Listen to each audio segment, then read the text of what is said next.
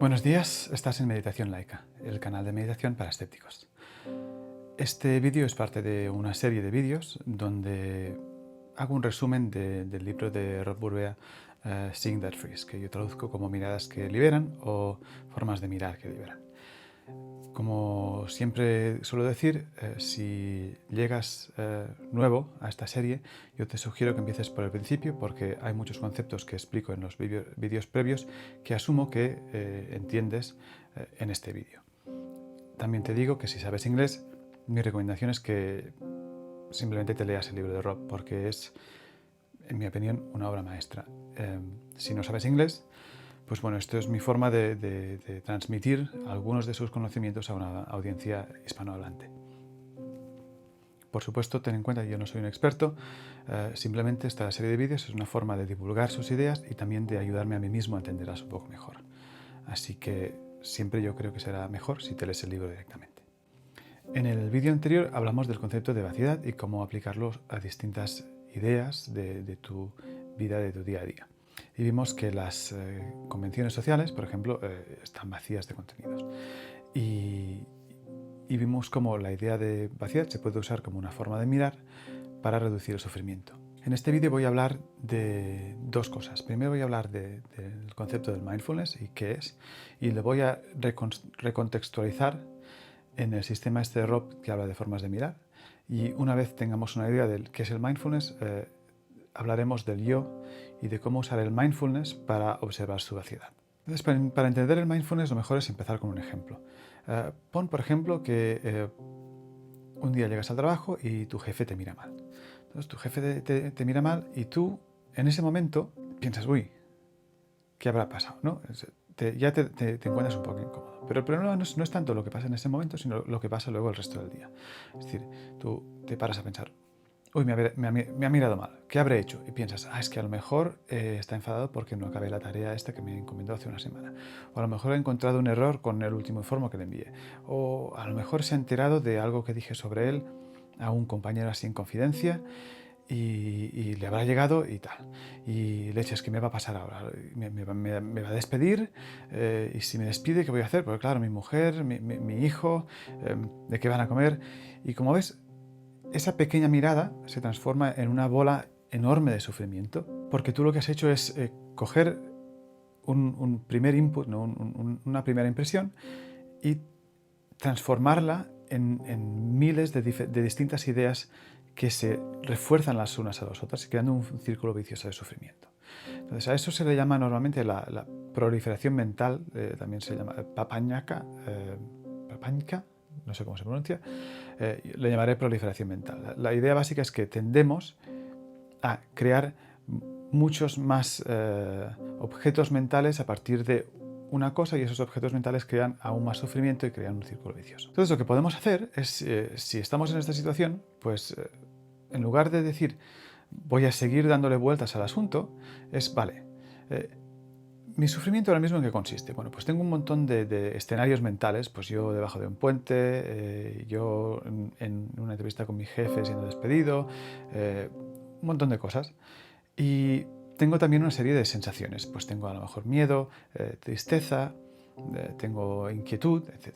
Entonces lo que puedo hacer es decir, mira, ¿sabes qué? Estos son demasiadas cosas. Lo que voy a hacer es romper esto en pedacitos y fijarme solo en una de ellas. Por ejemplo, en la sensación de miedo. Entonces, a la que haces esto, tu sufrimiento ya directamente disminuye drásticamente. ¿Por qué? Bueno, porque como solo te estás centrando en el sufrimiento, no estás dejando espacio mental para generar ninguna de las otras cosas, como por las escenas de tú debajo de un puente. Lo cual quiere decir que a pesar de que sí, que el miedo es una sensación que no es muy agradable, sigue siendo menos desagradable que el miedo mezclado con la serie de escenas y escenarios y simulaciones mentales que ese miedo está generando. Es decir, que si te lo paras a pensar, la idea del mindfulness no es nada más que divide y vencerás. Coges una cosa que te está generando sufrimiento, la divides en las partes que la constituyen y te fijas en una de ellas. Y esto lo puedes seguir haciendo. Puedes coger ahora este miedo y decir, vale, pero este miedo no es una bola, sino que en realidad está hecho de otras cosas. Vamos a dividirlo en partes y fijarnos en una. Por ejemplo, el miedo puede ser una tensión en los hombros, un una tensión en el pecho, un sudor frío. Bueno, pues me voy a centrar solo en el sudor frío. Y eso, de nuevo, quita hierro a la sensación de miedo. Y eso lo puedes seguir haciendo una y otra vez. Así que tú puedes ver un poco el mindfulness como simplemente una estrategia de coger un objeto mental que te causa sufrimiento, dividirlo en sus partes constituyentes y focalizarse en una. Entonces, normalmente se dice que el mindfulness es una forma de mirar desnuda, es decir, que no estás construyendo más cosas de las que están allá. Por ejemplo, si yo estoy en mi casa y oigo un zumbido de baja frecuencia, puedo decir, oh, he oído un avión. Pero claro, yo no he oído un avión, lo que he oído es un zumbido. Lo que pasa es que mi cerebro ha construido toda una serie de imágenes a base de lo que sabe sobre este tipo de sonidos. En este sentido, yo no estoy observando la sensación desnuda, que es el zumbido, sino que estoy observando la sensación y estoy poniendo encima un aparato conceptual, que en este caso es que hay un avión que está pasando por cerca de mi casa. Entonces lo que hace el mindfulness es decir, no, vamos a centrarnos solo en el zumbido. Lo que oyes es un zumbido, si hay un avión o no, pues eso ya no nos metemos. De momento, centrémonos en el zumbido. Entonces se suele decir que el mindfulness mira a la realidad tal como es, en lugar de mirar la construcción mental que hacemos a partir de las impresiones básicas. El problema que tiene eso es que no es del todo cierto. Es decir, incluso el zumbido en sí contiene un montón de artificio. Es decir, cuando empiezas también a desmantelar ese sonido, verás que realmente muchas de las cosas que tú crees que son percepciones desnudas, en realidad contienen un montón de ideas y conceptos y tendencias anteriores a eso. Lo que pasa es que es mucho más sutil que simplemente entender la idea de que yo oigo un sonido y no solo un avión. Es decir, que la idea del mindfulness no es tanto que veamos la realidad desnuda o las sensaciones desnudas, sino que veamos unas sensaciones más desnudas que de costumbre. Es decir, que disminuimos el nivel de artificiosidad de lo que estamos viendo sin eliminar la artificiosidad, porque como veremos mucho más adelante, es imposible tener una percepción que no sea artificiosa. En este sentido, la idea del mindfulness es que no es nada más que otra forma de mirar. Es una forma de mirar donde la estrategia es dividir y observar las partes. ¿Quiere decir esto que siempre tenemos que usar esta estrategia? Pues de nuevo, no. Es simplemente una forma de mirar que hay que usar cuando te sea de ayuda. Es decir, hay veces en las que esta estrategia de dividir y vencer pues disminuye tu sufrimiento, y en este caso es lo que hay que hacer. Pero hay veces en las que hacer esto no disminuye tu sufrimiento, incluso puede ser que lo aumente. Pues entonces no lo hagas. Por ejemplo, yo si estoy viendo una película, pues no me apetece dividir y vencer, porque yo lo que quiero es realmente sufrir con el protagonista, de forma que cuando el protagonista pues al final gane, pues también sentiré esa catarsis que siente él. Si yo me dedico a decir, no, solo son píxeles en una pantalla, sí, efectivamente no sufriré con el protagonista, pero luego me dará absolutamente igual lo que pase al final. Para eso no mires una película, mira una pantalla en blanco. Es decir, la idea del mindfulness es que solo es una herramienta más que tienes en la mochila, entonces la sacas cuando crees que te va a ayudar a no sufrir. Pero no hace falta llevarla siempre puesta, porque al final de lo que se trata realmente en meditación es de disminuir tu sufrimiento. Bien, ahora que tenemos una idea de lo que es el mindfulness, podemos empezar a aplicar esta idea a diseccionar el yo. Entonces, yo no sé si te habrás dado cuenta, pero hay momentos en tu vida en los que el yo se siente más sólido y hay momentos en los que casi te olvidas de que hay un yo. Esa es la primera. Entonces, a eso yo le llamo yo no. Rob le llama que el yo tenga más o menos solidez. Es decir, hay veces en los que el yo se siente más sólido, más presente, como si realmente ahí hubiera una masa que es el yo, y hay veces en los que el yo se siente más vaporoso, menos explícito. Eso no quiere decir que no esté allá. Puede, de nuevo, no es una idea de o yo o no yo, sino que hay todo un continuo entre estados de más yo y estados de menos yo.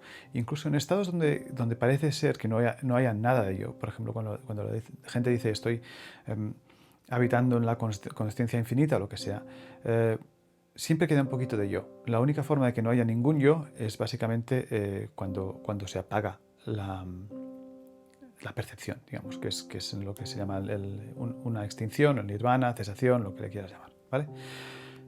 Así que la idea es un poco fijarse en cuándo tu yo es más sólido y cuándo es menos sólido, de forma que puedas ver cuáles son las condiciones para en las que surge el yo. Por ejemplo, una cosa que es muy fácil de darse cuenta es de que cuando tienes una sensación negativa como la vergüenza o la tristeza, el yo se siente mucho más sólido que cuando tienes una sensación, por ejemplo, como la generosidad o el amor, en cuyo caso el yo se siente mucho más, no sé cómo decirlo, vaporoso. Entonces, simplemente prestando atención, porque aquí mucha gente lo que cree es que meditación se trata de no tener yo. Entonces dices, no, pues ahora lo que tengo que hacer es intentar sentir siempre emociones de generosidad y tal para tener cada vez menos yo. Bueno, no. Basta con fijarse, es decir, basta con ser consciente. Anda, mira, ayer cuando tenía vergüenza porque, yo qué sé, me tiré un pedo en público, sentí mucha contracción. Qué curioso, porque entonces lo que entiendes es que el yo no es nada más que un efecto de unas ciertas causas, no está separado de la vergüenza, sino que surge conjuntamente con la vergüenza. Y eso es algo que está muy bien entender. Es decir, lo que queremos es entender las causas y condiciones en las que surge ese yo, en lugar de querer eliminar el yo. La eliminación del yo, digamos que, primero que como explico en otro vídeo, no se puede, porque una cosa que no existe, para empezar, no la puedes eliminar. Pero segundo, que realmente lo que se trata de ver no se trata de que no haya yo, de no tener yo, sino es simplemente de decir, de ser consciente en todo momento de que el yo es un artificio de la mente y saber exactamente en qué condiciones ese artificio se genera. Sin tratar de eliminarlo, sin tratar de que esté menos sólido, más sólido, es simplemente ser consciente. Porque si tú eres consciente, mira, ahora tengo vergüenza y mira qué sólido se siente el yo, como te das cuenta de que el yo simplemente es un efecto de esa vergüenza, es mucho más fácil no aferrarse a ello, no sentir aversión, y con lo cual el sufrimiento ya se disminuye muchísimo, aunque no dejes de tener yo. O sea que la idea siempre, más que eliminar, es entender. Otra cosa que da solidez al yo son las narrativas que construimos sobre nosotros mismos. Y he hablado sobre esto en otro de mis vídeos, creo que es cómo dejar de tener miedo al fracaso, y puede ser que también otro, cómo tener más confianza en ti mismo, no estoy seguro. Pero la idea es que lo que hacemos los humanos es que nos inventamos historias basadas en cosas que hemos experimentado, en lo que nos han dicho y tal, sobre nosotros mismos. Y son historias que queremos creer. Y esas historias las asociamos a nosotros. Entonces, cuando alguien nos dice cosas que atacan a esa historia, nos sentimos atacados nosotros. Y eso causa una contracción del yo. Entonces, yo lo que te diría es que no se trata de dejar de inventar historias, porque a veces las historias son muy bonitas, o a veces las historias pues, nos ayudan en ciertos aspectos. La idea es siempre pues, encontrar formas de no apegarse a esas historias, es decir, ser consciente de que todas estas historias que nos contamos sobre nosotros mismos son, de nuevo, artificiosas, son una construcción mental, una invención que nos ayuda a explicar ciertas cosas, a entender ciertas cosas, que a veces nos da un poquito de empujón en nuestra vida, pero a veces también nos pueden generar efecto contrario. Entonces, lo que puedes hacer es simplemente examinar esas historias que tú te cuentas a ti mismo y empezar a ver los agujeros en ellas. Es decir, lo que queremos hacer es asegurarnos de que nuestro yo no queda atrapado en esa historia que nos contamos sobre nosotros mismos, sino que somos conscientes de que es solo una historia y que podemos cambiar un poco de historia según nos viene bien. Entonces, pon que te sientes muy atrapado en una historia que te cuentas sobre ti mismo. Pues puede ser, yo qué sé, que te consideras un perdedor o lo que sea, ¿no? Tú tienes esa historia y te está haciendo sufrir. Entonces, lo que tienes que hacer es empezar a hacerte preguntas sobre esta historia. Por ejemplo, pon que te pasa algo hoy y te hace sufrir. Entonces, a ese suceso, pregúntate, ¿qué significado le estoy dando? Es decir, ¿qué significado estoy eligiendo darle a este suceso que ha pasado? Es decir, las cosas que pasan y punto.